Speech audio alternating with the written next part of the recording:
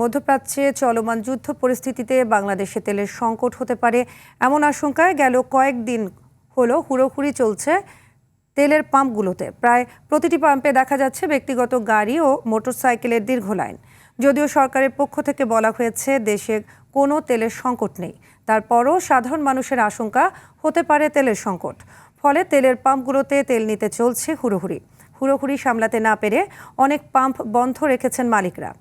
এমন পরিস্থিতিতে সরকার রেশনিং পদ্ধতি চালু করে। একটি মোটরসাইকেল দিনে সর্বোচ্চ 2 লিটার, ব্যক্তিগত গাড়ি দিনে সর্বোচ্চ 10 লিটার জ্বালানি তেল নিতে পারবে। এছাড়াও জিপ এবং মাইক্রোবাস দিনে 20 থেকে 25 লিটার, পিকআপ ও লোকাল বাস দিনে 70 থেকে 80 লিটার ডিজেল নিতে পারবে। অন্যদিকে দূরপাল্লার বাস, ট্রাক, কাভার্ড ভ্যান বা কন্টেইনার ট্রাক দৈনিক 200 থেকে 220 লিটার পর্যন্ত জ্বালানি তেল সংগ্রহ করতে পারবে।